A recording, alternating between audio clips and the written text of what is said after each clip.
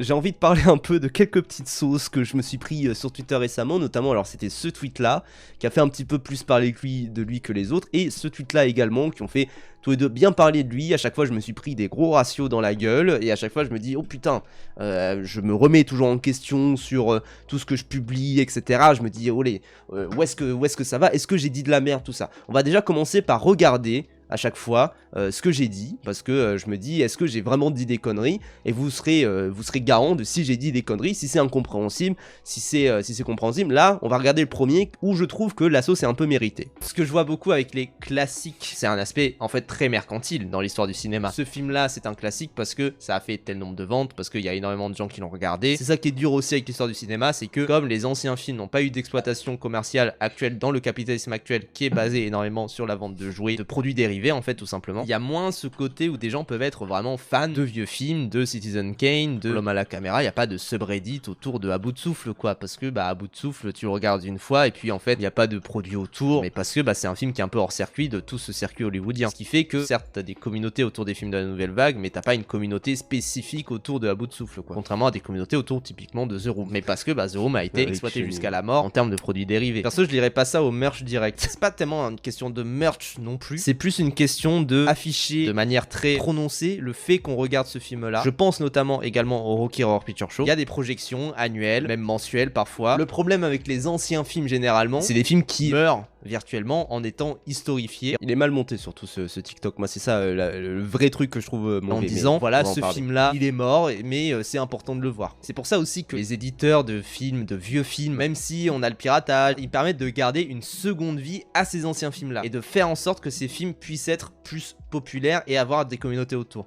En vrai, alors, il y a un truc qui est revenu énormément autour de ce TikTok-là, c'est les gens qui disaient « Ah, j'ai pas compris ce que t'as voulu dire », et je comprends tout à fait les gens qui n'ont pas compris ce que j'ai voulu dire. Je pense que c'est en partie un mauvais TikTok.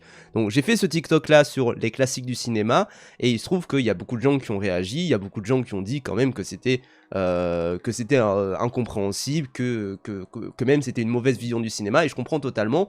C'est en partie ma faute parce que je trouve que je me suis en partie très mal exprimé. Je pense que c'était un peu incompréhensible, principalement parce que en fait ce TikTok là il revient de toute une vidéo qui était sur les classiques au cinéma. C'était une vidéo de Béranger qui était super bien et que je conseille énormément, qui revenait sur le fait que c'est quoi un classique de cinéma. Et en fait moi il se trouve que la majorité du temps quand j'entends parler de classique de cinéma, j'entends en fait ce qui est sur le Allociné top 10 films, un truc du genre, et une pensée à Béranger qui a fait moins de vues sur sa vidéo que sur cette sauce. Ça c'est toujours un petit peu le problème, mais évidemment souscrivez à Béranger, enfin abonnez-vous à la chaîne de Béranger, je trouve qu'il fait de l'excellent contenu, et pour moi effectivement quand je pense aux classiques du cinéma, et quand on me parle de classiques du cinéma, et vu que l'usage fait le langage, généralement je pense à des potes à moi qui me disent ce film là c'est un classique du cinéma, qui me parlent principalement de films états-uniens, qui me parlent principalement de films qui proviennent des États-Unis, et où c'est des films relativement récents, c'est pas des films en noir et blanc, c'est des films vraiment qui sont en couleur, ou qui sont vraiment post-années 60, des trucs du genre, ou même post-années 80 pour énormément d'entre eux. Le plus vieux qu'on peut retrouver, ça serait Le Parrain par exemple. Et le truc c'est que généralement, quand on parle de classique, on parle de ça. Moi j'ai l'impression que c'est ça. Potentiellement, évidemment que les gens ont d'autres définitions de ce qu'est un classique du cinéma.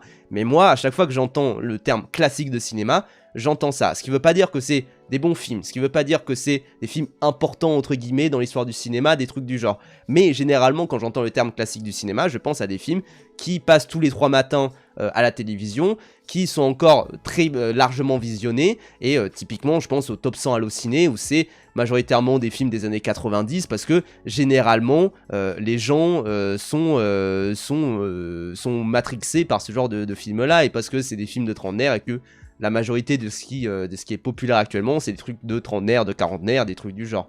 Donc c'est, oui, voilà, c'est Les Évadés, c'est également la ligne verte, des trucs du genre. Donc forcément, et c'est des Disney, c'est beaucoup de films en fait qui sont visionnables très facilement sur les plateformes de streaming. Alors que pour moi, un classique de cinéma, c'est pas ça, effectivement. Mais majoritairement, j'ai quand même l'impression que quand les gens parlent de classiques de cinéma, c'est ça. C'est pour ça que j'essaye de lier à l'aspect très mercantile de la chose, parce que pour moi, c'est des films qui sont relativement récents, qui ont encore une exploitation qui est vivante, j'ai envie de dire, et qui ne sont pas, entre guillemets, morts, j'ai envie de dire. Parce qu'il y a beaucoup de films qui, quand ils sont passés dans le domaine public, ils retrouvent une nouvelle vie, quand ils sont disponibles sur Arte, des trucs du genre, ils reprennent autre chose. Mais voilà, dans les classiques, c'est les films que moi et mon groupe d'esthètes trouvent bien. Non, mais j'ai l'impression que la majorité des gens qui ont répondu à ce tweet-là trouvaient effectivement que ce n'était pas vrai, que ce n'était pas leur définition du classique. L'usage prime, je suis d'accord. Je regarde juste les commentaires. L'usage prime, je suis d'accord. Du coup, quand on parle de classique, on parle des chiottes après un repas mexicain. Bah voilà, c'est ça. Et pour moi, les classiques de cinéma, en majorité, c'est beaucoup ça. Ah oui, j'avais pas compris du tout. Je croyais que tu faisais une opposition entre avant et après l'explosion des fandoms sur Internet. Pas nécessairement. En fait, c'est ça le truc, c'est que ce que je vois pour moi, enfin, ça revient d'ailleurs à tout le débat qu'on a eu autour d'Avatar, de dire que Avatar n'avait aucun impact culturel, des trucs du genre. Tout simplement parce que, et c'est d'ailleurs toute la conclusion de l'article du Point qu'on a lu juste ici, j'ai fait toute une VOD par rapport à ça, qui dit clairement que Avatar n'a pas d'impact culturel, principalement parce que en fait les ventes de jouets ça décolle pas, sur Instagram ils ont pas beaucoup d'abonnés alors que sur Facebook ils en ont énormément, des trucs du genre. Et moi je me dis je suis pas tout à fait d'accord avec cette définition là. Pour moi tu peux avoir un impact culturel sans nécessairement être particulièrement dans la vente de jouets, dans les fandoms, etc. Et j'ai quand même l'impression que généralement c'est beaucoup ça quoi. Beaucoup de proverbes sur Twitter, mais c'est vrai que même si je comprenais la tech, je comprends dans le classique les films tellement importants qu'ils ont influencé le cinéma. Et je comprends totalement que les gens n'aient pas compris cette définition-là. Ça venait de quelque chose d'assez hors contexte, où en fait, effectivement, on regardait une vidéo qui parlait de classique de cinéma, et moi j'avais cette impression-là, qu'effectivement, quand on parlait de classique de cinéma, c'était beaucoup ça. Maintenant, je comprends que le truc a été mal pris, je comprends que la sauce que ça a généré, où on m'a bien ratio dans la gueule, et voilà, et je comprends des trucs de type, il n'y a pas un mot de juste, pas un seul, des trucs du genre, et tous les gens en commentaire qui... Alors, il y en a qui comprennent à peu près ce que je veux dire, et surtout, en fait, le truc, c'est qu'il y a beaucoup de gens qui disent, je comprends même pas ce qu'il veut dire, c'est bizarre, d'autres qui me défendent, et c'est là où je me suis dit, quand même, a priori, ça devrait être plutôt pas mal. Enfin, je vois à peu près que j'ai pas dit non plus que de la merde, effectivement, mais voilà, un classique de cinéma en France n'est pas le même qu'aux États-Unis, tout à fait, même si on est quand même très influencé par ce qui se passe aux États-Unis, ça c'est sûr et certain également, quoi. C'est évident que si tu fais un sondage, personne va mettre Citizen Kane dans ses classiques.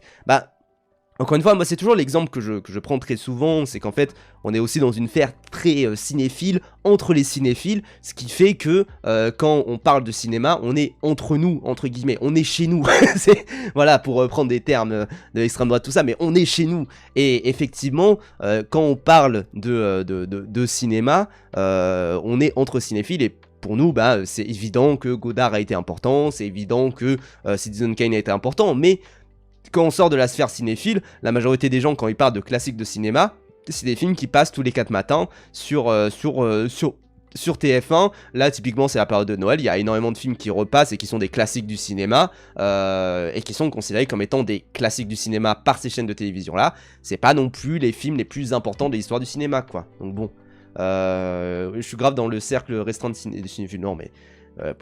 bien sûr.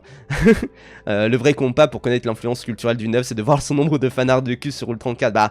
Pour beaucoup, c'est un petit peu ça aussi. Pour beaucoup, c'est le truc pour voir si par exemple Overwatch a eu de l'impact culturel, des trucs du genre. Et typiquement, et la notion de classique, elle est extrêmement... Enfin, il y avait quelqu'un qui disait ça dans le chat, qui disait que c'était assez polysémique, et qu'il y avait beaucoup de gens qui avaient des définitions de ce qu'était un classique qui étaient très différentes. C'est-à-dire qu'il y a beaucoup de gens qui disent que un classique, c'est ça, parce que pour eux, c'est ça. Et moi je suis pas forcément d'accord.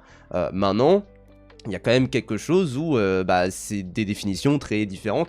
Qu'est-ce qui est iconique pour vous? En fait, ça me rappelle aussi tous les débats de type... Moi, je me souviens, c'était chez Kasum qui avait un débat comme ça, Naruto est plus connu que le Congo, quelque chose du genre.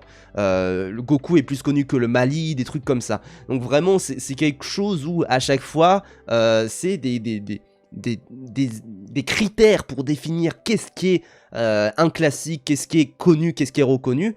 Moi je trouve que c'est pas la même chose, quoi. Un classique personnel, c'est pas la même chose qu'un classique au niveau de l'histoire du cinéma, bien sûr, mais je pense que pour énormément de gens, Le Parrain est un classique, et je pense que pour énormément de gens, La Ligne Rouge est un classique, ou bien également tout ce qui est La Ligne Rouge. La Ligne Rouge, moins. La Ligne Rouge est moins citée que La Ligne Verte, généralement, donc qu'est-ce qui est un classique? Les Évadés est considéré comme un classique, enfin, Forrest Gump est considéré comme un classique, alors que pour certains, ce serait une hérésie de dire que Forrest Gump est un classique, quoi. Donc c'est pour ça, effectivement, Tintin au Congo est plus connu que le Congo. Bah a priori non, mais mais c'est quand même quelque chose où effectivement à côté, je pense que je peur sa mère le débat. Non mais oui, il y a des débats comme ça entre gens. Voilà, pour certains, La Nuit au musée est un classique du cinéma, alors que ça serait une hérésie dans un cercle cinéphile de parler de La Nuit au musée comme ça. Pour autant, est-ce que ça veut dire que c'est un mauvais film? Pas nécessairement. Maintenant, dire que c'est un classique du cinéma, moi ça rentre pas dans ma définition personnelle, mais ça rentre dans la définition de beaucoup de gens également, quoi.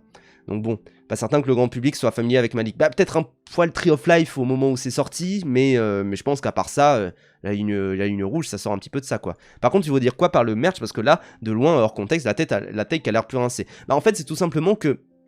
Mais ça, pareil, je pense que je confonds de définition, c'est-à-dire que généralement, quand on parle de classiques du cinéma, c'est aussi des films qui, comme je dis, ressortent tous les 4 matins et qui, en fait, ont des ressorties événements où tout le monde se précipite pour aller le voir au cinéma et pas que les cinéphiles. C'est-à-dire que quand il y a une ressortie du Parrain, quand il y a une ressortie de Spider-Man au cinéma, des trucs du genre, bah ça génère énormément de profits, ça génère énormément de revenus. Quand je parle vraiment de sortie nationale, hein, bien sûr, ça fait qu'il y a des gens, bien sûr, qui vont aller les voir. Et en fait, pour moi, ça, c'est aussi une manière de faire vivre le film. C'est pas nécessairement du merchandising dans le sens produit dérivé, mais par contre, c'est une manière mercantile de faire vivre le film également. C'est-à-dire que les ressorties nationales comme ça, c'est généralement pour générer quand même un petit peu de la thune, même si, bien évidemment, je vais pas cracher dessus sur le fait que moi, je suis très content de voir Hard Boiled au cinéma, quoi. Donc bon, je suis donc pas du tout d'accord avec ta définition de classique dans ce cas. Ce que tu nommes par là, j'appelle ça des films cultes. Mais t'as tout à fait raison là-dessus. Moi aussi, pareil, je suis en mode, bah pour moi, c'est des films culte, dans le sens où il y a un culte, dans le sens où il y a également quand on dit culte, c'est qu'il y a des communautés, en fait, tout simplement, autour de ce genre de film-là, et ça, c'est littéralement ça. Je pense qu'il y a une différence entre classique, film culte et film populaire, mais bien sûr. Et pour moi, en fait, il y a un globi-boulga dans la tête des gens de ce film est un classique, mais c'est aussi un film culte et c'est aussi machin. Ça, c'est aussi des définitions très différentes entre les gens, quoi. C'est ça le truc. Et pour moi, tu peux pas non plus tout mettre dans le même panier et tout dire bon ben ça c'est un classique mais ça c'est pas un classique, ça c'est un film culte mais en même temps c'est pas un classique, enfin des trucs que du genre. Pour moi en fait il faut bien définir les mots et j'ai l'impression que la majorité du temps quand les gens utilisent des mots il y a quand même un truc où à chaque fois il doit se défendre en procédure Amber, mais même pas. Non mais je comprends qu'il y ait eu des doutes autour de ce que j'ai dit, je comprends que des gens n'aient pas compris ce que j'ai dit, c'est tout à fait normal, c'est ma faute, hein, c'est moi qui ai mal cuté le TikTok, qui a été dans un contexte où pour moi ça me semblait assez pertinent, mais pareil pour par exemple quand il y a eu le TikTok sur la VF, oula, ça il y avait du monde pour me dire que j'ai dit de la merde, hein, évidemment. Après voilà, il y avait des réponses qui m'ont fait rire, bon il y a des réponses où c'est juste des gens où... En fait, un autre souci également, c'est qu'il y a beaucoup de gens qui, en fait, sont comment dire, c'est le premier contact qu'ils ont eu avec mes TikTok, c'est le premier contact qu'ils ont eu avec ce que je fais. Et généralement, quand vous savez, un Twitter, ça a été prouvé plus récemment dans beaucoup de sphères cinéphiles, beaucoup d'endroits cinéphiliques, c'est que généralement, ce qui fait réagir, c'est la négativité, c'est le clash, c'est le fait de quote-tweet et de ratio quelqu'un, etc. Et de dire ce que tu dis, c'est de la merde, etc. Moi, je trouve que c'est pas une manière très saine de montrer, de parler des choses, mais bon.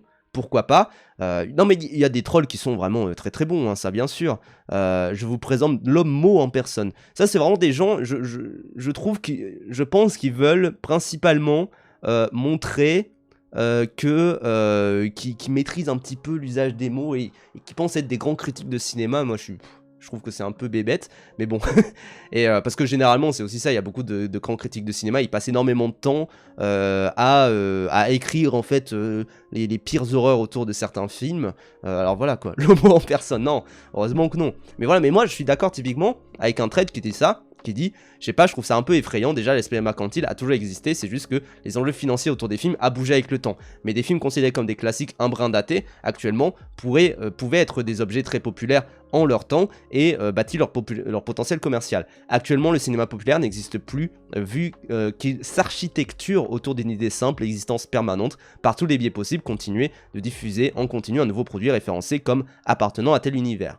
Les films classiques continueront d'exister tant que les gens en parleront, les éditeurs les diffuseront, des festivals rendant hommage ou des séances patrimoine continueront à exister dans les salles. Tant que l'accès au cinéma ne sera pas circonscrit aux seules plateformes, son histoire continuera d'être, encore qu'il existe des plateformes ayant déjà cette orientation. Et en fait, moi, là où je suis pas tout à fait d'accord, c'est que oui, je suis d'accord avec ce qui est dit, mais en même temps, j'ai quand même un petit problème qui est que bah là on parle dans une sphère cinéphile, c'est-à-dire que les rétrospectives de cinéma, c'est des gens qui sont quand même très cinéphiles qui vont les voir, généralement, on va être honnête là-dessus. Et même si je suis quand même d'accord sur le fond que, effectivement, heureusement qu'il y a ce genre de take qui existe, heureusement qu'il y a ce genre de personnes-là qui existent, pour pouvoir faire en sorte d'habiter le cinéma et faire en sorte de montrer que le cinéma est encore vivant et que finalement si demain, en fait c'est toute la take de Jean-Baptiste Auré qui est de dire que si demain il a envie de parler de John Ford, il parlera de John Ford et puis il s'en bat les couilles, et c'est pas parce que c'est pas un film d'actualité qu'il va pouvoir qu'il va pas en parler quoi. Donc bon, pas les trucs de bobo dans des festivals, non c'est même pas non plus des festivals de bobo nécessairement, c'est juste que c'est des personnes qui sont plutôt cinéphiles, ça peut être des gens vraiment assez prolos qui sont plutôt cinéphiles et puis voilà. Et Normie repaye pas ciné pour un film déjà vu il y a 20 ans IMO. Pour un film déjà vu il y a 20 ans, ça peut se faire, mais généralement, ouais, ils vont vouloir le voir dans le confort de chez eux, quelque chose du genre, quoi. Pardon les gens, je tousse encore un petit peu. Mais en vrai, moi, je comprends le fait que ça serait, entre guillemets, effrayant, cette vision-là du cinéma que je développe ici, qui est de dire qu'un film ne serait un classique que s'il est exploité commercialement. Par contre, c'est un peu la réalité des choses. Ça, par contre, vous pouvez pas non plus changer mon idée là-dessus. C'est-à-dire que quand il y a un film qui pop comme ça, s'il n'y a pas de potentiel suite, s'il n'y a pas de potentiel dérivé, spin-off, des trucs du genre, généralement, il meurt dans son coin et on n'en reparle plus d'ici quelques années. C'est pour ça que moi, je trouve que, typiquement, des films comme Weapons, comme Sinners, même si j'ai des défauts à en trouver, évidemment, je trouve que quand même ils sont dans un sillage qui est intéressant parce qu'au moins c'est de l'horreur originale. Et typiquement Weapon ça a été un succès, instant ils ont dit bon on veut faire des suites. Sinon ça a été un succès, instant ils ont dit oh on veut faire des suites. Et c'est Ryan Coogler qui a dit ah bah non c'est moi qui est maître de ma franchise, j'en ferai pas quoi. Donc bon, ça en a lâché Weapon. Pas pourtant c'est considéré par certains comme étant un classique du cinéma quoi. Déjà. Actuellement quoi. Enfin vraiment moi je comprends pas. Mais, mais pour certains c'est déjà un classique du cinéma. Alors que c'est vraiment pas très bien. Mais voilà, va y avoir une suite, instantanément, va y avoir tout un univers étendu, et à chaque fois, quand il y a un film qui est un succès en salle, il faut qu'il y ait des suites, il faut qu'il y ait des spin-offs, il faut qu'il y ait des séries sur un tel, etc. Bon, moi je trouve ça pas très intéressant, et c'est d'ailleurs tout le débat qu'il y a eu, évidemment, avec tout Avatar, de dire « Ah mais pourquoi il n'y a pas eu de spin-off sur tel personnage, etc. » Moi je me dis « Bah non, mais ta gueule, moi les films ils se suffisent très bien en eux-mêmes, quoi. » Imaginons que c'est très bien de dire que c'est un classique alors que c'est sorti il y a 6 mois, à me dire bon, oui voilà, non mais il y a déjà des gens qui disent ah c'est déjà un classique quoi. Mais tout comme il y avait des gens qui disaient que Mad Max Fury Road était déjà un classique. Bon ça pour le coup oui, c'était déjà un classique, évidemment. Mais à part ça, des films originaux de ces quelques dernières années qui sont des classiques, dans le sens vraiment film populaire et qui vient des États-Unis, etc. Je sais pas s'il y en a énormément non plus, quoi. Comme pour la série ça, Welcome to Derry, il y a déjà un cinématique universe en place. Mais oui, et moi ça me fatigue un petit peu. Il y a déjà des spin-offs sur Stranger Things qui vont arriver. Everything Everywhere All At Once, ouais, après c'est très cinéphilique aussi. Donc je sais pas trop, je crois pas que ce soit non plus un immense un film qui ait fait des millions d'entrées. Weapons a quand même c'est quand même ce truc où ça a fait plus d'1 million d'entrées, je crois, en France, hein, tout de même. Résurrection est un classique. Oui, évidemment, non mais encore une fois, c'est ce truc où pour moi, classique, c'est un truc très populaire, j'ai envie de dire. C'est ça le truc aussi, quoi. Dans 50 ans, on en parlera comme on parle des cahiers du cinéma. Non, mais c'est pour ça, c'est ce que je disais aussi c'est que... mais encore une fois, Napinap, pardon, moi, je suis tout à fait d'accord que la définition de ce qui est un classique, en fait, à chaque fois, ça serait genre un terme très péjoratif, et encore une fois, tout vient de la vidéo de Béranger, tout est de sa faute. Mais tout vient de la vidéo de Béranger, qui en fait essayait de redéfinir c'était quoi un classique en fait, c'était quoi, qu'est-ce qui est un classique du cinéma, qu'est-ce qui est un classique de ces quelques dernières années, et je crois que actuellement c'est un petit peu compliqué de savoir qu'est-ce qui pourra devenir un classique. Je sais que dans sa vidéo je crois qu'il en parlait comme ça et qu'il avait mis Spider-Verse et qu'on en parlait juste après et qu'on se disait bah en fait oui Spider-Verse a priori le temps a suffisamment fait ses preuves pour prouver que c'était un classique. Mais encore une fois, généralement, les classiques du cinéma, c'est quand même un terme très fourre-tout, où tout le monde va mettre tout à l'intérieur, et pour beaucoup, d'une, c'est un classique, et voilà quoi. Mais c'est vraiment intéressant comme question. Moi, je suis d'avis de dire que c'est intéressant parce que pour moi, il y a toujours cette question de qui sont les vainqueurs du cinéma, qui a gagné finalement dans l'histoire du cinéma. Il y a des films comme ça où en fait ils ont perdu à leur sortie, des Citizen Kane, même des Fight Club plus récemment où ils ont perdu à la sortie. Et en fait, plus tard, on prouvera que c'était des classiques du cinéma, des trucs du genre. Le fait qu'il y ait une ressurgence dans le fait de parler de Alice Guy, par exemple. Je crois qu'il y a 2 biopics d'Alice Guy qui sont actuellement en cours de création. Georges Méliès, pareil, c'est toute l'histoire qui est montrée dans le Hugo Cabré de Scorsese, que j'adore personnellement, qui est de montrer que c'est un mec qui n'était pas du tout connu de son vivant. Et en fait, c'est quasiment à sa mort qu'on commençait un peu à reconnaître son cinéma. Et c'est pour ça, moi, ça m'intéresse de voir les histoires de vaincus et de vainqueurs et de voir qui a été oublié par l'histoire du cinéma. Parce que quand on parle de classique, on parle généralement aussi de l'histoire du cinéma, quoi. Donc c'est pour ça, moi je trouve qu'il y a des films comme ça, où ils ont été un petit peu oubliés à leur sortie. Finalement, il y a une ressurgence comme ça. D'ailleurs, il y avait quelqu'un qui avait cité le tweet en parlant de Last Action Hero. Et... pardon. Et... pardon. Mais effectivement, il y a eu une promo absolument immense. Je crois qu'il voulait partir, il voulait projeter le titre du film sur la lune, des trucs du genre. Enfin, vraiment, c'est horrible en termes de promo. Le film a été un échec commercial vraiment énorme. Maintenant, le film, finalement, on le regarde en dehors de ce contexte-là, on se dit, effectivement, c'est un classique du cinéma, quoi. Donc bon, impossible de pas se cantonner au classique important de pas se cantonner au classique pour le cinéma assez ancien. Bien sûr, faut voir un petit peu tous les films qui sortent, faut voir un petit peu les réalisateurs oubliés, les réalisateurs qu'on ne connaît plus aujourd'hui, des trucs du genre, quoi. Mais c'est pour ça que moi, je trouve que ce truc-là, effectivement, il a été incompris. Je comprends totalement qu'il ait été incompris, bien évidemment. Et pour moi, il y a ce truc où je ne prône pas évidemment cette vision-là du cinéma. Ça, pareil, les gens qui découvrent ce TikTok-là et qui me découvrent comme ça, qui en plus, ils vont voir mon épinglé, ils voient que je fais une émission avec Régis Gorilla, ils se disent, oula, ça doit être une sacrée merde ce type, enfin des trucs du genre. Je pense que c'est normal de se dire, putain, il a cette vision-là du cinéma, mais c'est absolument dégueulasse. Et évidemment que je ne suis pas d'accord avec la vision comme quoi un film qui serait un classique, ce serait un film qui en fait serait parti d'une franchise, qu'il y aurait des suites, qu'il y aurait du contenu entre guillemets autour. Je prends l'exemple du Parrain. Le Parrain, il y a eu genre la série The Offer, qui est la série autour de la création du Parrain, des trucs du genre, qui était sortie il y a quelques années. Donc c'est vraiment quelque chose où à chaque fois, moi je ne suis pas d'accord avec cette vision-là, quoi.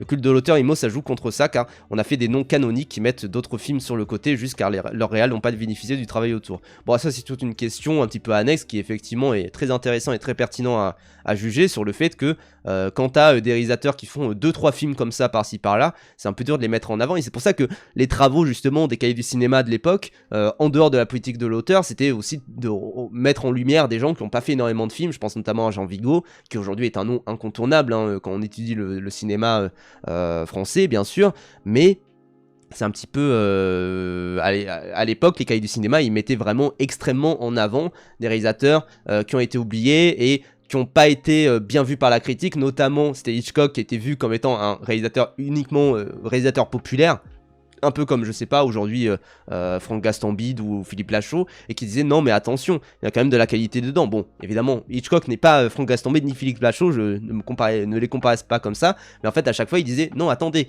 quand même, c'est pas juste un réal populaire, il a quand même des trucs à dire, il y a quand même des trucs intéressants dans son œuvre, et c'est là que les travaux des cahiers du cinéma ont été extrêmement importants pour mettre en lumière des gens qui n'étaient pas juste, et mettre en lumière leur qualité en tant qu'artiste et en tant que créatif, évidemment. Donc c'est pour ça que c'est un nouveau film, mais non, même pas, où je le compare à Franck Gastambide, et non, quand même pas. Non, mais c'est pour ça, moi, ça m'a aussi appris de me mesurer, parfois, dans ce que je dis, et voilà. Et Béranger, c'est de ta faute ce TikTok, c'est à cause de ta vidéo. Non, en plus ta vidéo a été très bien, c'est juste moi, j'ai un peu... Encore une fois, moi je l'ai expliqué un petit peu sur le Discord, parce que j'en ai parlé sur le Discord. Moi je suis très dans une vision, quand je suis en live, vous voyez très bien que je déblatère énormément. Alors c'est principalement à cause de ce fameux principe de radio, qui est de dire que quand on parle moins de 5 secondes, il faut lancer automatiquement une musique, des trucs du genre. Donc parfois je déblatère, et...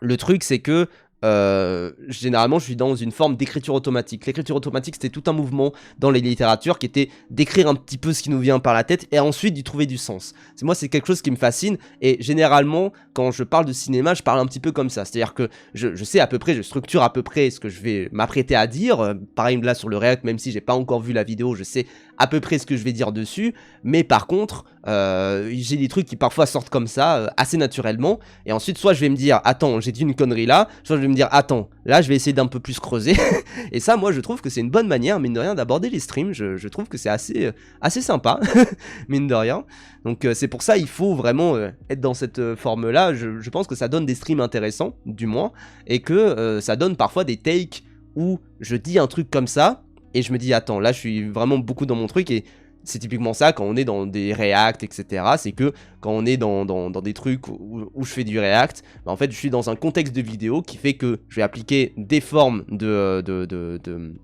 des formes de biais évidemment et ça fait que en fait je vais avoir un début d'idée qui va être déjà très biaisé et ça fait que tout le développement va être aussi très biaisé après parce que en fait je serai dans ce moule là quoi. Ça crée du débat, oui au moins ça crée du débat. Moi c'est quand même le truc qui me rend assez heureux et au moins j'ai l'impression que ça a un peu créé du débat rapidement, même si c'était surtout des gens qui me disaient oh mais il raconte n'importe quoi etc. Je me dis bon bah encore une fois on n'a pas forcément les mêmes idées quoi, c'est sûr. Pour moi le truc idéal c'est de faire un live pour brainstorm mais il faut poster des vidéos écrites. Ouais mais ouais, ça prend du temps ce que tu dis là, c'est ça le truc quoi, c'est à dire que oui je suis d'accord pour faire des vidéos écrites mais maintenant il y a quand même des trucs où je pense que faire un live pour brainstorm c'est tant mieux et après le montage est déjà une forme d'écriture aussi quoi. On demande pas de la déontologie de fou pour le ciné Twitter mais bien sûr. Et il y a une autre vidéo qui a fait pas mal parler d'elle, sur un autre sujet, tout autre, j'ai envie de dire, qui dure, pareil, je crois, dans les 1 minute et quelques, quelque chose du genre, et pareil, ça a fait réagir, hein, quand même, ça a fait réagir, hein, tout de même, et ça, on va y revenir. Je sais que j'ai fait un tweet ensuite, et je voulais en reparler, mais voilà, on va en discuter. J'ai vu l'arc de Régé là, enfin Chainsaw Man là, le truc machin. Non, mais vous avez un peu maxé quand même, hein, parce que ça va, c'est sympa, c'est pas mauvais. J'ai quand même pris un petit kiff, mais je vous avoue que c'est un film d'ici 3 semaines, je l'aurais, je pense, en partie oublié quoi, parce que c'est vraiment comme ça quand tu es maladroit dans tes propos, tu peux faire un live ensuite pour réagir à ce que tu as dit, double live, double tune. Bah, c'est le seul intérêt de ce live là quoi. Mais là pour l'instant, rien à dire quoi, rien à dire sur le fait que je dis ah vous avez un peu maxé, bon ça va, mais c'est pas terrible non plus. Et c'est là que le bas blesse. Je pense que c'est en partie oublié quoi, parce que c'est vraiment un film de Gooner ultime. Et je n'ai rien contre les films de Gooner tant qu'il y a du propos derrière. Et je trouve qu'il y a du propos derrière quand même sur l'amour, sur l'honnêteté, sur la sincérité dans les histoires d'amour, tout ça. Justement, moi ce que j'aimais bien, c'était le début du film. Dès qu'il y a le reveal de Résé, je suis un petit peu moins dedans quoi. Quand il y a le début du film sur les histoires et sur la capacité qu'ont les histoires à nous percuter et à avoir des propos différents à chaque fois, là ça m'intéresse. Toute la deuxième séquence, alors évidemment c'est très beau, c'est magnifique, c'est super bien animé, ça je peux que le reconnaître, mais je suis moins impliqué dans l'histoire et je trouve que le film a un peu entre guillemets rien à dire. J'ai l'impression qu'il essaye quand même de donner des petites pistes intéressantes. J'ai pas l'impression non plus que ça soit un film qui va marquer ma mémoire en tout cas. Je l'ai vu, tout comme j'ai vu Jujutsu Kaisen 0, alors qui est bien pire, très mauvais je trouve à plein de niveaux, et c'est un film que j'ai oublié après. Heureusement l'arc de Résé j'ai quand même passé un beau moment devant, mais je sais pas s'il restera vraiment en tête quoi. Et bon, alors ce qui a fait beaucoup réagir, c'est quand j'ai dit film de Gooner. Et ça, moi, je voudrais revenir dessus parce que autant, et pareil, d'ailleurs, Béranger, je suis en vocal si jamais tu veux répondre, bien sûr, à ça. Mais déjà, j'aimerais qu'on regarde une petite vidéo qui est très pertinente sur l'arc de Résé. Je pense qu'elle est vraiment bien, quoi. Ok. Est-ce que vous avez vu l'arc de Résé ?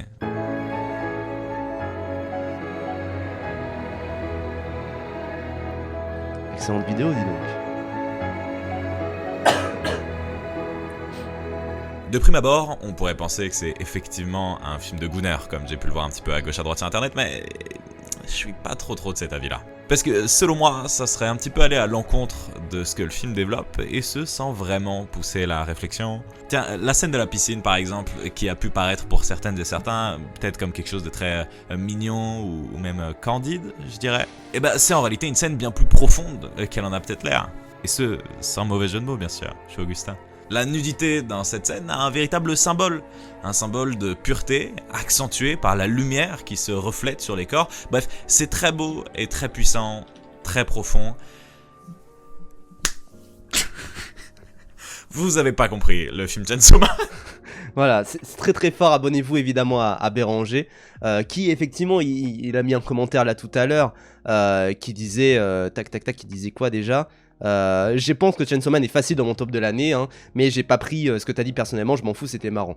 Et surtout, moi c'est quand même quelque chose où, personnellement, quand je dis film de Gunner, encore une fois, je dis pas ça d'un point de vue d'un point de vue méchant. Enfin, encore une fois, ce que je dis quand je dis film de Gunner, si on reprend tout ce que je dis, c'est que je dis c'est vraiment un film de Gunner ultime. Pourquoi je dis ça d'ailleurs? C'est parce qu'en fait j'ai mis le trailer en fond, et que quand je regardais le trailer en fond, il y avait effectivement les images où il fantasmait sur Makima, sur Angel, tout ça, et je me suis dit, oh quand même, sérieux quoi. Et le truc c'est que effectivement c'est un film de Gunner. D'ailleurs quelqu'un, Caillux, qui dit, vous sonnez pareil quand vous parlez d'un film de Keshish à quelqu'un qui connaît pas trop, mais je trouve que Keshish fait des films de Gunner également, particulièrement avec Make to My Love, Kanto Uno, Kanto Due, quoi, qui sont vraiment des films où le mec a envie de baiser tout du long, quoi. Et effectivement, je sais que quelqu'un disait, c'est pas nécessairement film de Gunner, c'est plus film d'incel. On va pas jouer sur les mots avec tout ce qui est dit, ce que j'ai dit sur les classiques. C'est quoi un Gunner? Un Gunner, c'est quelqu'un qui aime énormément le porno et a énormément envie de baiser, quoi. C'est généralement ça. C'est plus quelqu'un qui aime énormément de porno que quelqu'un qui a énormément envie de baiser, mais c'est beaucoup ça, quoi. Et donc, je dis film de Gunner ultime. D'ailleurs, je dis pas ça dans le côté où les gens qui regardent sont des Gunners. Je dis ça dans le sens où les gens... C'est un film qui parle de quelqu'un qui est un Gunner. Denji, il a littéralement envie de baiser tout le long du film. Et je dis, je n'ai rien contre les films de Gunner tant qu'il y a du propos derrière. Et les gens pourraient commencer à dire, bon bah là, ça veut dire qu'il n'y a pas de propos derrière. Non, justement, je dis après que je trouve qu'il y a du propos derrière quand même sur l'amour, sur l'honnêteté, sur la sincérité dans l'histoire d'amour, tout ça. Et je dis que, en fait, ce qui m'a pas trop convaincu, c'était plutôt la deuxième partie du film qui... Bah, encore une fois, si je reprends la métaphore que j'utilise très souvent, c'est que Chainsaw Man, l'arc de Reze, il est beaucoup construit comme Dragon Ball Z Broly, c'est-à-dire que, enfin, Dragon Ball Super Broly. C'est-à-dire que Dragon Ball Super Broly, effectivement, c'est un film où t'as tout le début, où t'as un scénario, et après, c'est la baston. Et moi, je trouve qu'effectivement, bah, dans Dragon Ball Super Broly, je suis vraiment dedans parce que je trouve la baston super bien animée. Là, je suis pas tout à fait dedans parce que j'aime pas trop la manière de filmer la baston là-dessus. Donc voilà, c'est pour ça que... Mais par contre, j'aime bien le côté histoire au début. Je préfère le côté histoire au début de l'arc de Reze que le côté histoire au début dans Dragon Ball Super Broly qui est sympathique, mais sans plus, quoi. Là, je trouve qu'il y a quand même des trucs pertinents, notamment ce rapport au cinéma qui, je trouve, est vraiment super bien. Et vraiment, moi je sais qu'il y a des gens qui m'ont conseillé, qui m'ont dit bah lis Adueri, je l'ai déjà lu, mais lis Adueri, des trucs du genre, lis Fire Punch, Askip c'est très bien, il faudra que je lise bien sûr, parce que je trouve que Fujimoto il a un rapport au cinéma vraiment extrêmement pertinent. Maintenant moi je suis pas très fan de la baston de fin, je trouve que voilà ça fait des jolis effets etc, mais dès qu'il y a effectivement ce reveal de Reze, tout ça qui est... Vraiment, qui se voit à 10 000 km, hein, bien évidemment, et je veux dire, c'est très bien, d'ailleurs, le film joue avec ça, bien sûr. Maintenant, je trouve que tout de même, moi, en tout cas, je n'ai pas trop aimé cette deuxième partie. Et ce qui a pas plu, c'est vraiment les gens qui disent « Film de Gunner, il est pas fait pour toi ». Et en fait, le truc, c'est que moi, je sais que j'en ai discuté pas mal avec Brivan, parce que Brivan, pareil, il a fait un TikTok sur Chainsaw Man, le film, et il a dit des trucs normaux quoi sur le film en mode ah oui moi j'ai bien aimé tout ça enfin voilà, et il avait des hordes de commentaires, vraiment des hordes de commentaires, et c'est là qu'il s'est dit mais putain mais les fans d'animé c'est une folie. Et donc moi c'est sûr que je vois tout ça arriver, je vois qu'il y a énormément de gens comme ça, et autant le premier clip que j'ai montré juste avant, je me dis ok pourquoi pas, les gens n'ont pas compris, c'est pas grave et c'est ma faute, je le prends sur moi, et c'est pour ça que je fais aussi ce live de réponse là. Maintenant, il y a quand même beaucoup de gens qui sont en mode ferme ta gueule avec son engagement de bait moisi là, des trucs du genre, clip farm, des trucs comme ça. Le film c'est un arc de Chainsaw, c'est pas pour être indétrônable, faut juste la suite en animé. Moi je suis pas d'accord, pour moi un film il est censé se tenir en lui-même, même une suite est censée se tenir en elle-même. C'est d'ailleurs le défaut de beaucoup de films qui sont des suites qui en fait ne se tiennent pas de manière générale plus tard. Et je trouve que mine de rien, il y a beaucoup ça où il y a des gens qui sont en mode ah de toute façon t'as pas vu la première saison, j'ai vu la première saison, hein, les gens vraiment, hein. C'est des cucs au Jap quoi. Oui non mais C'est pas grave, bien sûr, c'est pas grave, évidemment. Brivan a fait un meilleur TikTok, mais les gens savent globalement pas doser. Non, mais évidemment que Brivan, il a fait un meilleur TikTok, ça je suis d'accord. Maintenant, voilà, les gens qui se disent... Moi, je suis content parce qu'il y a des gens qui sont en mode, ah, quand même, je trouve que t'as pas tort, des trucs du genre, donc au moins ça. Mais des trucs en mode, film de Gunner, attardé sur 20. C'est vraiment, encore une fois, peut-être que j'ai utilisé le mauvais mot en disant Gunner, à la limite, oui, c'est un film d'incel, ça oui. Sans avoir été offensé, perso, je trouve que ça faisait un peu raccourci facile, et vu que beaucoup de gens disent ça très premier degré sur le manga, en général, je peux comprendre que ça ait sauté, même si beaucoup vont beaucoup trop loin. Mais après, pour moi, il faut assumer, je veux dire, c'est même sa qualité que d'être un film de Gunner, que d'être vraiment avec un mec qui a envie de baiser tout du long, et de voir comment ça permet de le faire grandir de manière générale, tout comme Make to My Love, encore une fois, quoi. Qui fait beaucoup ça, Sion Sono qui fait beaucoup ça, je sais quelqu'un de cité dans le chat, enfin voilà, Kill All French Moron, vraiment, c'est ça le truc, quoi. Moi, ça m'a fumé. Et les gens qui commençaient à faire une sorte de guerre entre les weebs et les cinéphiles, ça moi je suis pas du tout d'accord. Pour moi, si t'es un weeb, t'es censé être quand même plutôt cinéphile parce que tu t'intéresses au médium du cinéma et que généralement quand tu regardes des animés, tu le regardes d'un point de vue cinématographique. Donc moi je trouve c'est un petit peu débile aussi, quoi. Je pense qu'il y a une confusion, film sur un Gunner, film pour les Gunners. Ah oui, non mais bien sûr, c'est un film sur un Gunner, quoi. La formule est mauvaise, film 2, ça induit plus un truc vers le public que vers le personnage de trop. Ah bah je comprends qu'il y ait eu cette cette confusion-là. Maintenant, pour moi, quand je dis film de Gunner, c'est vraiment pas pour dire que... pour faire un avis sur le public du film, tout ça. Si vous voulez, il y a aussi un truc où... Salut Béranger. Salut, pardon. Non, Salut. je te laisse parler. Non, mais il y a aussi un truc où, typiquement, moi récemment, j'ai fait un TikTok un petit peu à la con. C'est une trend sur TikTok où, en fait, vous dites top des films de merde. Et en fait, vous mettez 4 films. Et en fait, c'est votre top 4 Letterboxd. Et dedans, j'ai mis La Classe américaine parce que c'est un des films qui m'a le plus marqué. Et il y avait quelqu'un en commentaire qui a dit ah oui, putain, le film de Choufin. Et moi, je suis en mode bah oui, c'est un film de Choufin. Je veux dire, vraiment, c'est un film qui est majoritairement aussi regardé par les Choufins, quoi. Béranger, qu'as-tu à dire de plus que la vidéo que tu m'as envoyée? Mais non, mais en fait, c'est vrai que j'arrive un peu après la guerre. Mais moi, j'avoue. Alors, peut-être que je suis loin de. Je suis loin. Je suis loin d'internet et tout ça. Et quand j'ai vu la sauce que tu te prenais pour un avis, je me suis dit, oh là là. Mais où va le monde, sérieusement? Mais où va le monde, mais... ma bonne dame? Enfin voilà. Moi, j'ai bien aimé le film Chainsaw Man. Hein, comme dit, il est dans mon top de l'année.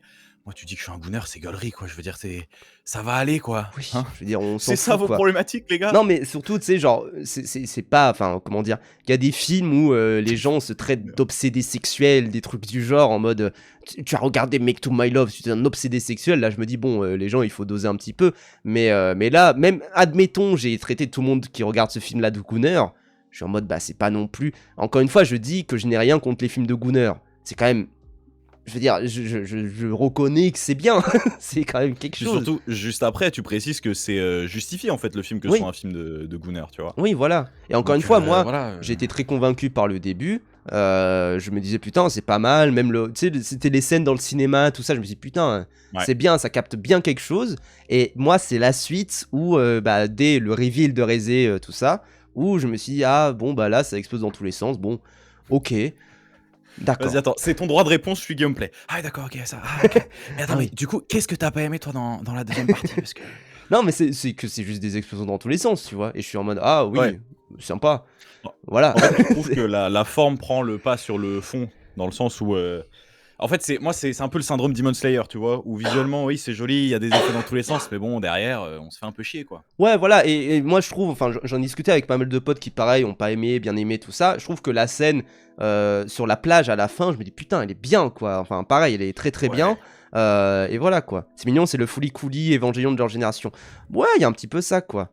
Paf, c'est pas s'amuser, c'est cool les explosions. Bah après, c'est cool les explosions, mais quand t'as 10 000 explosions, je suis en mode, oui, bon, j'en ai déjà vu 5 avant.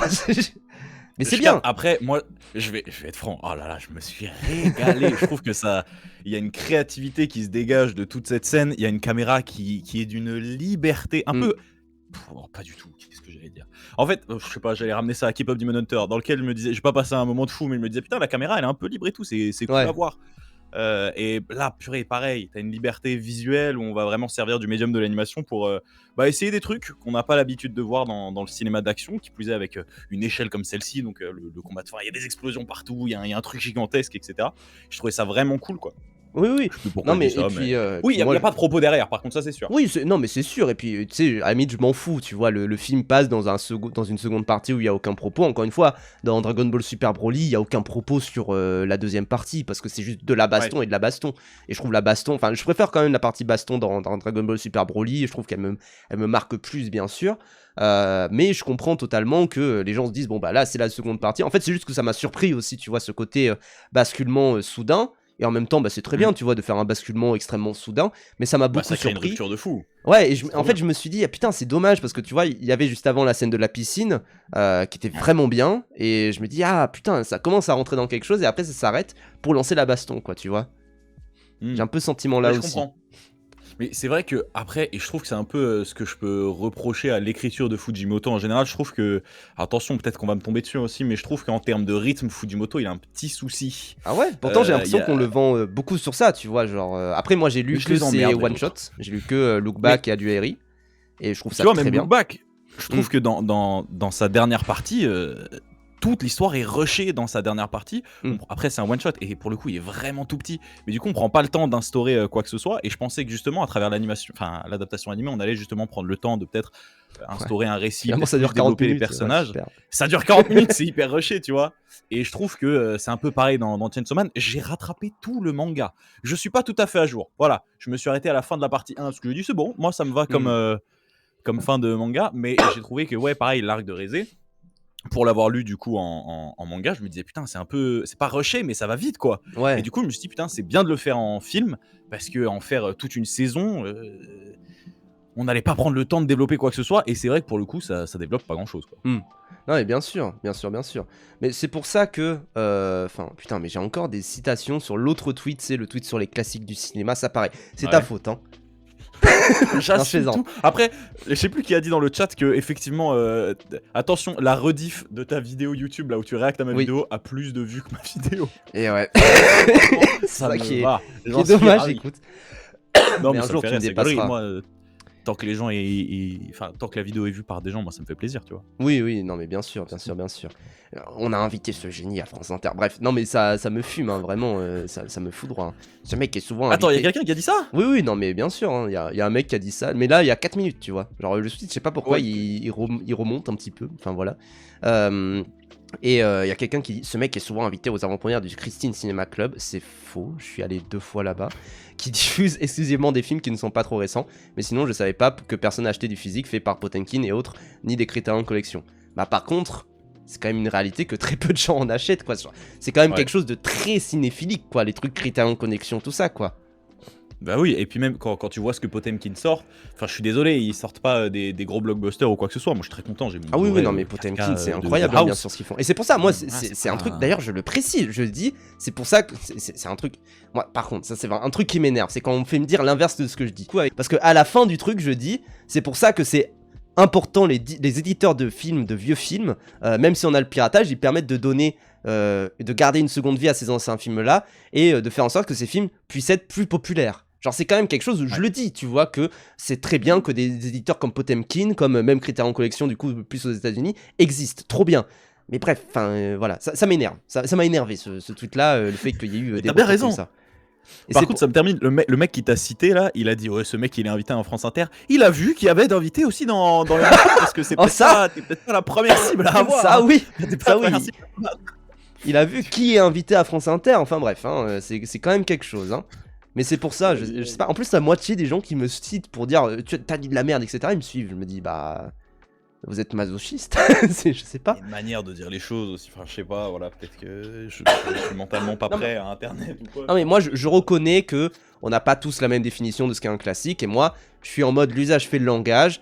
Généralement mes potes quand ils me parlent de classiques de cinéma qui sont pas nécessairement cinéphiles, c'est quand même un truc où ils sont très en mode ouais ce film, le Avengers Endgame c'est un classique, je suis en mode dose frérot, mais vas-y pourquoi pas, si dans ta tête c'est ça, je vais pas aller me battre, tu vois, genre c'est ça le truc aussi, je vais pas aller me battre contre des gens qui disent que Chainsaw Man l'arc de Rézé est un classique, tu vois, pour prendre un autre film. Je suis en mode Ouais, mais oui, tu vois, vas-y. t'imposes pas ton point de vue en plus. Oui, voilà. Donc, enfin, je sais pas, putain, j'ai l'impression d'être la mère de Gaming Stress dans la vidéo. Il a jamais volé mon fils. Attention, il va faire Pareil, un quoi. TikTok pour réagir à nous. Mais, Non. mais voilà.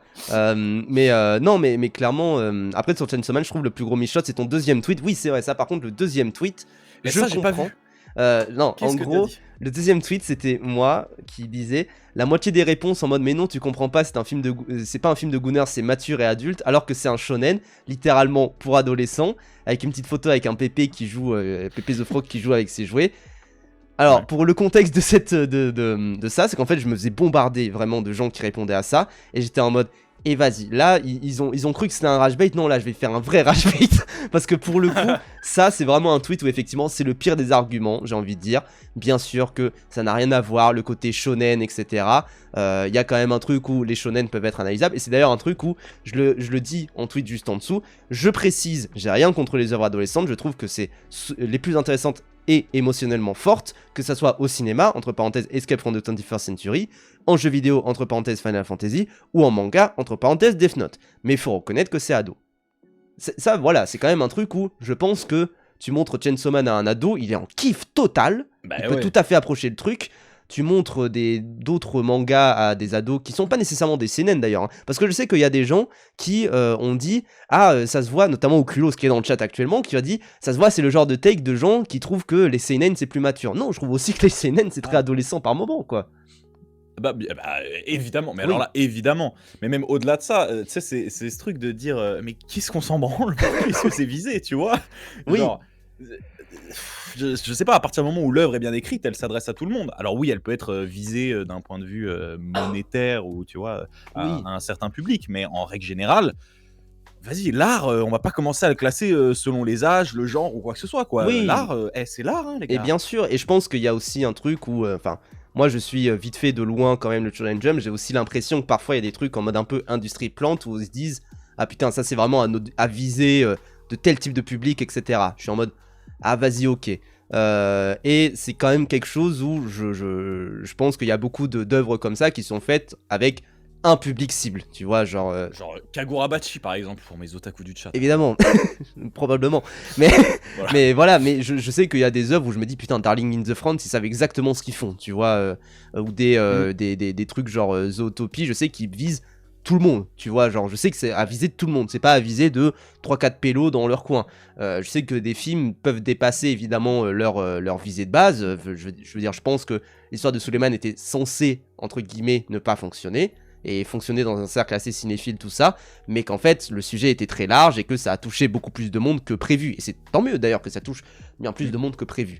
Et je pense qu'il y a des films comme voilà, Un petit trou en plus, c'est fait pour la grande industrie, bien sûr. Les utopies visent tout le monde, surtout Astéron, c'est vrai.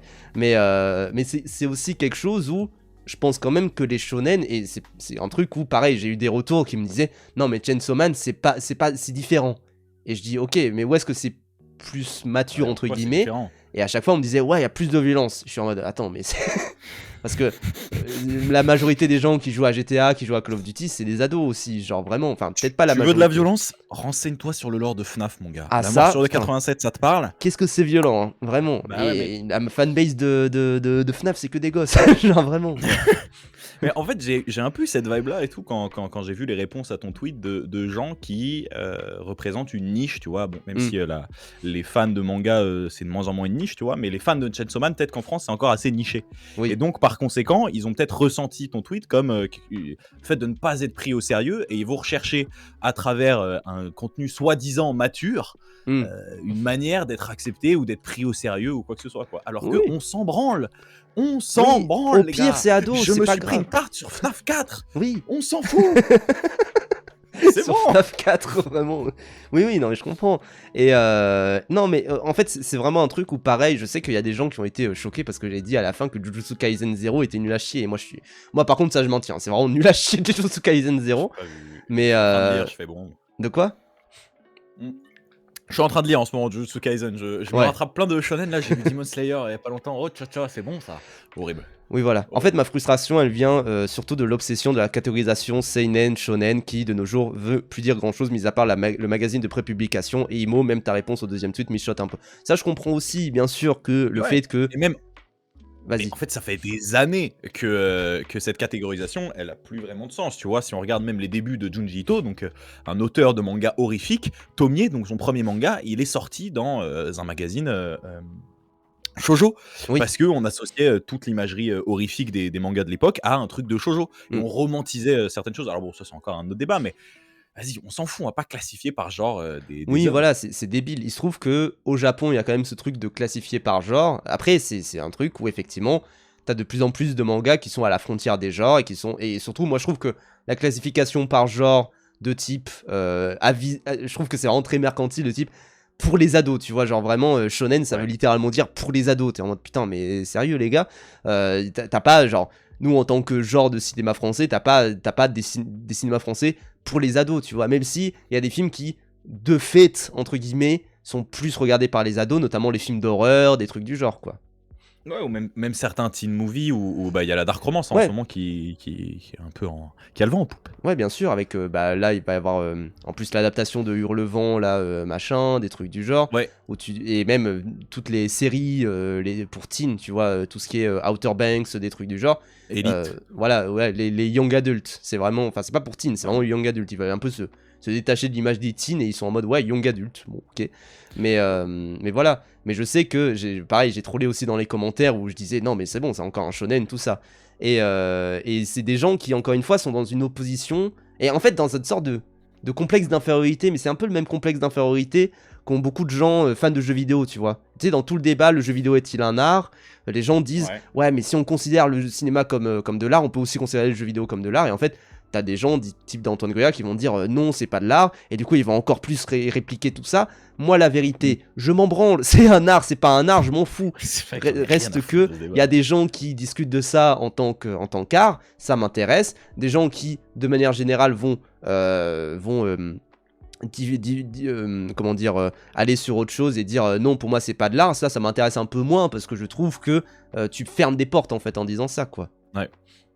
Mais tu vois, le tweet de Zeb qui dit contre-argument, c'est écrit par Tatsuki Fujimoto et ça passe son temps à se foutre de la gueule des shonen. C'est pas parce qu'il y a un discours métatextuel que ça rend forcément le discours pertinent, tu vois. Oui. Donc ça a beau se foutre de la gueule des shonen, en attendant c'est ce qu'il fait, tu vois. Moi c'était ce que je me disais sur Deadpool 3. Je me disais oui bah vous pointez du doigt ce que vous êtes en train de faire, mais c'est pas parce que vous avez du recul et du second degré dessus que c'est forcément plus agréable à regarder. Ah bah, vous faites ce que vous dénoncez. C'est le truc de Karim Debache là en mode le sphinx d'Égypte là machin, où c'est pas parce que tu dis que ce que tu fais c'est de la merde que ça le rend meilleur, quoi. Enfin vraiment. Ni pour dire que Fujimoto dirait que les shonen c'est de la merde, quelque chose du genre, hein, bien sûr, mais c'est plus pour l'exemple de Deadpool 3, c'est pas parce que tu vas dans un discours méta, etc., que ça serait de la merde. Mais moi, c'est surtout le tweet en mode je te conseille de lire Fire Punch et Adueri, c'est plus du cinéma que toute la carrière de Spielberg. Je me dis, bon, après, frérot, c'est un manga de base, tu vois, genre, c'est vraiment... Oui, c'est compliqué à comparer. Voilà, c'est un petit peu plus dur. Je sais pas si tu trouves de la merde sur Fujimoto. Vas-y, viens, poisson, viens. C'est la première fois que je vais lui parler à ce mec. Ah, c'est vrai. Oh là là. C'est vrai, oh là là, la rencontre Béranger-Poisson. Là. Grâce à qui il y a eu cette rencontre qui s'est fait, d'ailleurs. Entre nous deux. Mais bien sûr, passe. Là, c'est Poisson. Dieu d'eau chez Guillaume Play, et il y a Elise Moon qui rejoint l'appel. Viens, Elise Moon, viens. Comment vas-tu, Poisson? Attends 2 secondes, merde. Ah bah super. Allez, dégage. non, mais voilà, Poisson time. Je trouve que... Attends, salut. Salut. Je m'emmerde Je déjà. trouve que c'est un sacre homme de paille que de comparer Fujimoto à l'industrie hollywoodienne dans tout son cynisme. Notamment qu'on en pense qu'on en veut. Je trouve que la proposition est beaucoup plus proche d'un truc extrêmement punk, et ne pas voir tous les angles morts qu'il aborde. Excuse-moi, j'ai plus de voix. Il est en train de bouffer ce sac, ça nous dit dans le chat. Je ne suis pas en train de bouffer, je suis en train de m'étouffer. Ah merde.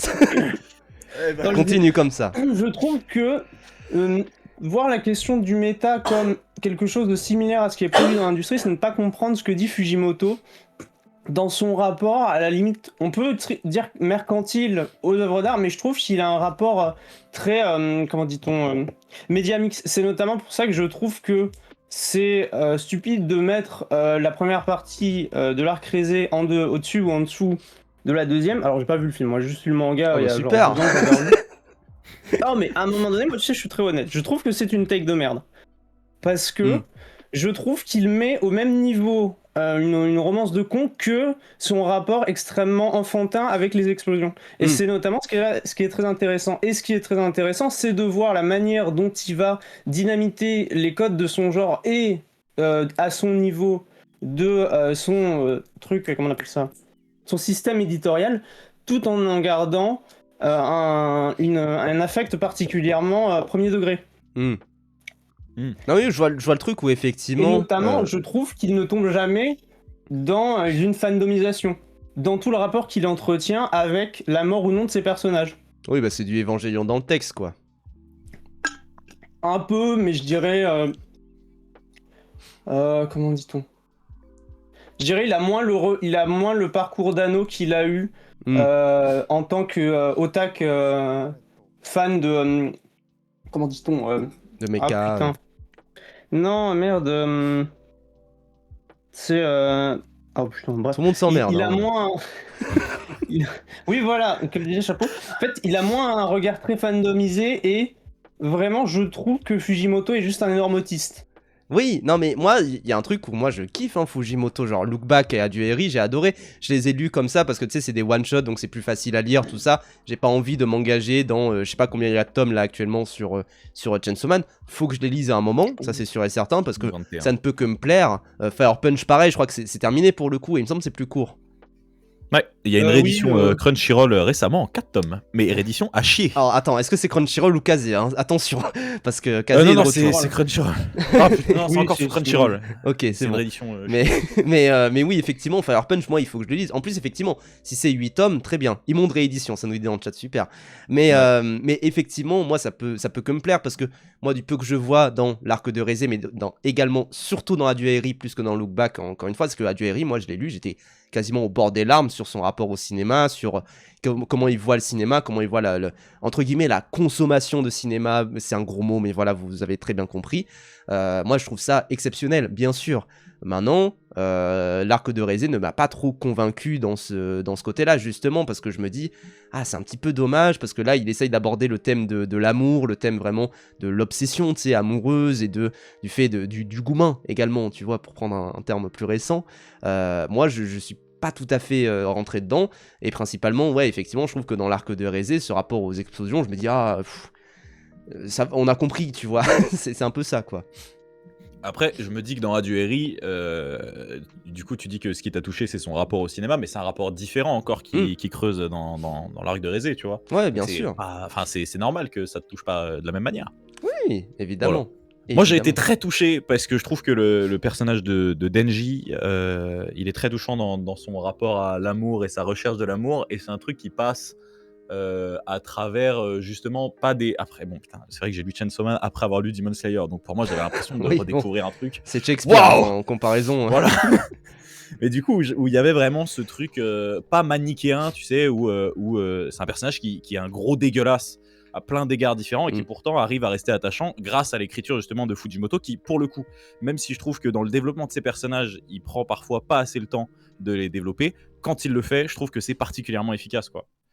Voilà. Non mais oui, je suis d'accord, et effectivement. En fait, il y a un truc où pareil, il y a des gens qui disent ouais, après c'est juste un arc narratif, etc. Moi, là où je suis pas tout à fait d'accord, c'est que pour moi, un film, il est censé se tenir, tu vois. Et le film se tient très bien, ça, d'ailleurs, l'arc de Rézé, hein, il se tient très bien. C'est justement ce truc où je me dis, ah putain, par contre, ça se voit que c'est une partie, tu vois. C'est un petit peu le problème que j'avais personnellement. Même si j'ai vu avant, je verrai le World Assassination Arc, là, qui a été annoncé récemment. Askip, j'ai vu des trucs en mode putain, mais alors que Askip, c'est un petit arc entre guillemets, et ils se disent Oui, mais comment ça court, peut tenir sur 2 saisons, enfin voilà, je comprends pas trop.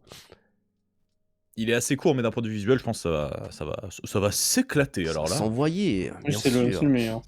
bien sûr, j'espère Mais bien. ouais, oh, d'accord. après, je trouve qu'en fait, l'arc de Rézé, il est assez représentatif de tout le côté paradoxal et self-aware de Fujimoto sur son rapport à l'amour, et que toute la seconde partie, elle est représentative de ce qu'il va dire par la suite et de ce qu'il dit déjà dans le début, dans le comportement autodestructeur de la masculinité, et que je trouve que la décorrélée, c'est ne pas comprendre ce qu'il a voulu dire sur la globalité de l'arc, et notamment tous les rapports de domination qu'on voit avec le personnage de Rézé, qui est quand même Enfin, tu sais, tu peux faire une interprétation que tu veux du personnage. Tu peux la voir comme une espèce de connasse manipulatrice, ou tu peux la voir, oui, elle est forcée de faire ça. Hmm. Oui, bah il y a un peu ce côté même C'est pour ça miroir que par je rapport trouve au que personnage de Denji aussi, tu vois. Denji, ouais. Il y a un peu ça, d'ailleurs. je trouve que le Gooning, c'est pas approprié. Parce qu'il y a une exploration des corps qui est encore très juvénile et ça va pas plus loin. Du Gooning, ça serait vraiment à la limite tout le passage avec le regard du fantasme de Denji dans ses rêves. Ouais, mais c'est Mais, quand même un truc, j'ai l'impression, tu sais, qui va traverser, tu vois, aussi tout le film. Du fait que, enfin, toute la romance avec Reze, c'est aussi ça. C'est aussi que il voit, enfin, tu sais, il a un regard très valdien, tu vois, tu sais, Oui. l'extrait de Vald quand il parle de la drague, etc. Et qu'il est en mode, ah, il faut faire ci, faire ça, faut faire des rendez-vous, tout ça, et nique sa mère. Moi, je trouve que Denji, il est beaucoup là-dedans.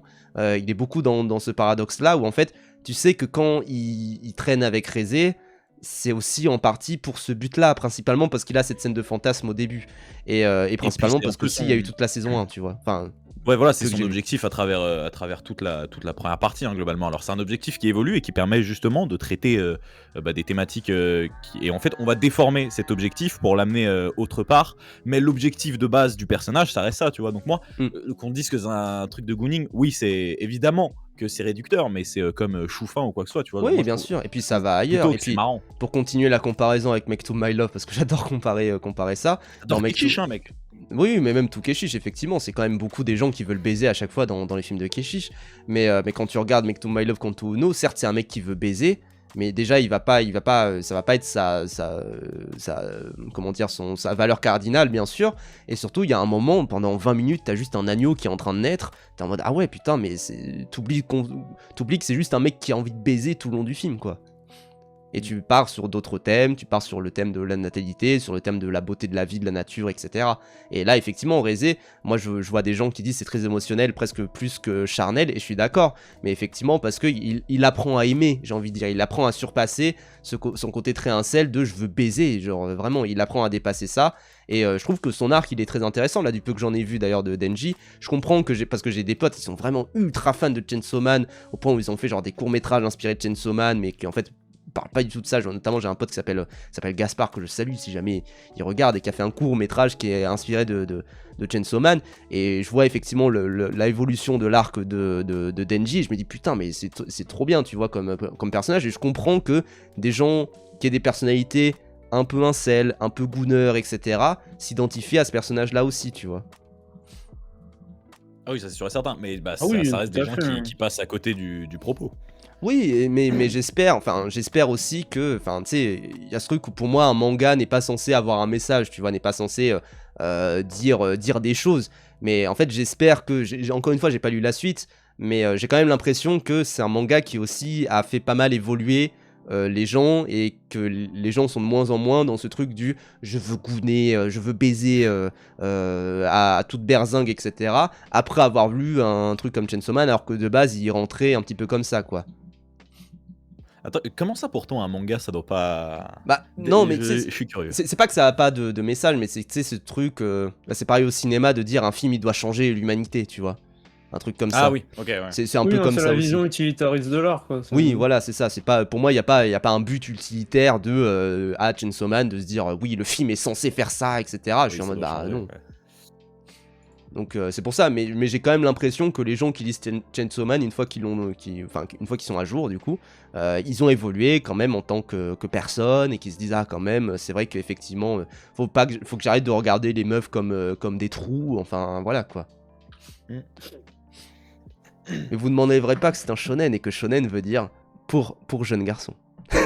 Mais je voulais dire, c'était que si. Je trouve que la comparaison aussi avec Keshish, ça se tient pas tant, parce que Keshish, il travaille beaucoup son regard sur la fétichisation. Alors, j'ai pas vu tout, j'ai pas vu son dernier, je t'avoue, j'ai juste vu.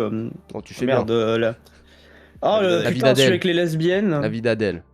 La vie d'Adèle, merci. Et je dirais 40 minutes, 1 heure de son truc de 3 heures, là, ça m'a fait chier, j'ai drop. Normal. Et je trouve qu'il a moins sur cet aspect conscient de son regard paradoxal, et va tenter de l'explorer. Il est vraiment juste en tunnel vision. Et c'est pour ça que je trouve que c'est assez dérangeant chez Keshish. En plus de tout ce qu'on peut lui Oui, en reprocher, plus hein. évidemment aussi, des auto, affaires hein. qu'il a eues, etc. Du côté male gaze, tout ça, bien sûr. Après, moi, tu sais, la question aussi du male gaze, je trouve que c'est, enfin, Keshi c'est le seul qui fait un truc intéressant avec genre Corail Farja, des trucs du genre, tu Non, mais vois. c'est pas tant la question du male gaze, c'est la question de comment tu représentes des trucs et comment tu représentes les corps et l'espace entre eux. Que ce soit des hommes, Mm. des femmes, je t'avoue, je m'en branle. Oui, oui, non, mais bien sûr, et je comprends qu'il y ait des gens qui soient perturbés par ça et qui se disent ah putain, mon flemme, tu vois. Ça reste plus puritain que Keshish. Chainsaw Man, j'ai quand même ouais effectivement un petit peu la pression aussi quoi. Fujimoto, il est juste bizarre et pas problématique. Au moins ça, c'est vrai, c'est vrai, tout à fait. Mais voilà, Il est mais marrant. merci. Enfin, je sais pas si vous voulez rajouter quelque chose. Oh, non, moi j'ai. Ouais. Conseillez-moi des mangas dans le chat là, j'ai fini Nana moi, je l'autre jour, dirais- c'était super. Si je veux conseiller un manga qui parle de rapports très sensuels et tout ça, lisez Welcome Back Alice. En termes de gooning et de rapport au corps, voilà, ça c'est quelque chose. Ok, bah très bien, C'est merci. cher au chimie. Merci à vous. Est-ce que vous êtes hypé Eh par ben, Look Back live action là? Ah oui, ouais, oui. Bon bah les Non, je- couilles. Ouais, voilà. Moi, ça fait longtemps que j'ai plus été hypé par un film, hein, si je dois être franc. La dernière fois, ça date de. Peut-être. Ah, si, Mario quand même. Ah, si, là, il y a Ah, Mario. quand qui même arrive. Mario, hein, effectivement. Il y a Mario. Non, mais il y a aussi, Voilà. enfin, il y a aussi Avengers Doomsday. Ouais, pardon, Ah, pardon. non. Ouais, ben. Bien Avengers, sûr. ouais, bah, carrément, putain. Oh. Ouais, je la tête. Oh là là. Le marsupilami. Ah. Ouh là là, le marsupilami, dis donc. Qu'est-ce qu'il va faire ce marsupilami? Gourou avec Pierre Ninet, quand même. Mais tu sais qu'il s'est inspiré de Tom Cruise dans Oh, c'est Magnolia. fou. Et elle est là, la claque, quand C'est tu pas regardes comme le si film. le film avait 20 ans de retard. Mais What? écoutez, abonnez-vous à Béranger, ça évidemment, parce qu'il fait des bonnes vidéos. Merci. Notamment une vidéo sur les classiques du cinéma. Bref. Et voilà, il a sorti une vidéo là tout à l'heure sur Dark Waters. Ouais, de Hideo voilà. Nakata. J'ai pas Super, regardé si Dark t'as. Parce qu'il me l'a envoyé hier à genre 1h du matin. Et il m'a dit est-ce que tu peux regarder ça? Et en fait, il se trouve qu'entre temps, j'ai eu un appel avec des potes, etc. Donc j'ai donné mes retours à 3h du mat. Et je sais pas si tout est bon dans les Ouais, retours. franchement, j'ai pris tous tes retours en compte. J'ai ajouté le passage antisémite et raciste, du coup, que tu m'avais dit de mettre. Très Et puis bien. voilà, normalement, c'est carré. Très bien. Et Poisson, il est sur Twitter. Voilà. Ouais. Il a fait un tweet sur Dick Van Dyke, il a fait 100 000 vues avec. Voilà. C'est tout, hein. Non, et sur Letterboxd aussi, Poisson. Moi, je vous Oui, invite c'est à vrai. suivre Ouais, Nemo, Letterboxd, HS et c'est Poisson bien. sur Letterboxd, qui sont Tout trois à fait. puits de Lucie films à également. mater. Et voilà. Ouais. Et entre 2-3 films porno, il va vous log un film intéressant. Putain, j'avais Et, oublié. et voilà. Oh là là. Il T'as aucune t'as log le réponse. mal aimé aussi, Poisson, ou pas De quoi? Pardon, j'ai pas T'as entendu. log la pub Intermarché, là, le mal aimé, parce que quand même, c'est... Ah, c'était fort. Hein. Je les log et j'ai fait mon devoir de citoyen de lui mettre une demi-étoile. Bravo. Tu es vraiment de Dans gauche. les toi. dents de consommation. Allez hop. Tu es vraiment Allez de hop, gauche. les c'est très bien. gauchistes. Allez hop, les petits gauchistes là. J'encule les animateurs. Ciao, ouais. Eh ben allez, moi je file. Ouais, Ciao, des les gars. bisous. Des bisous. Oh, ciao, même, ciao, ciao tout le monde. Ah bah voilà, c'était une belle discussion, mine de rien. Moi, je suis content d'avoir eu cette discussion-là. Effectivement, voilà, il y a des tweets qui ont fait polémique. Moi, je suis ouvert pour en discuter, je suis ouvert pour en parler. Et voilà, et je suis très ouvert pour qu'on puisse avoir une discussion très saine autour de ça. On rappelle, des goûts et des couleurs, on ne dispute pas, mais par contre, on discute. C'est ça la vraie expression, hein. D'ailleurs, c'est pas des goûts et des couleurs, on ne discute pas. Non, c'est des goûts et des couleurs, on ne dispute pas. En mode, on va pas en venir aux mains parce que, quoi, toi t'aimes Avatar, moi j'aime pas Avatar. Non, c'est bon. Par contre, on en discute. C'est très bien d'en discuter. Il y a des sujets qui sont bien plus importants que ça. Où, par contre, on peut se battre, évidemment. Mais voilà, quoi. C'était intéressant. Tu n'es plus rincé à mes yeux, c'est bon. Et voilà. Merci, Alden. Merci beaucoup. Du coup, c'est Poisson et Béranger, c'est Sora les Conversano. Paf, si de dos. Tout à fait. On était actuellement sur le plateau de niveau 0. Avec donc Poisson et tac. Et je vais regarder ça. Mais putain, pourquoi il y a cette image-là? Mais effectivement, donc, ce que je vous ai proposé là tout à l'heure, c'était plus ou moins ça. Et ça, effectivement, c'est pas un débat simplement sur le cinéma. Là, il parlait pas juste de cinéma. Sora les Conversano. Il parlait d'autres choses, d'autres sujets. Je vais pas revenir sur tous les sujets. Et là, pour le coup, oui, c'est possible d'en venir aux mains.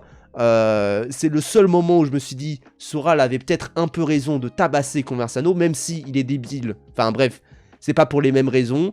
Mais voilà, c'était le seul moment où je me suis dit, vas-y, au moins il s'est pris une baigne à ce moment-là. Peu importe de qui, au moins il s'est pris une baigne, quoi.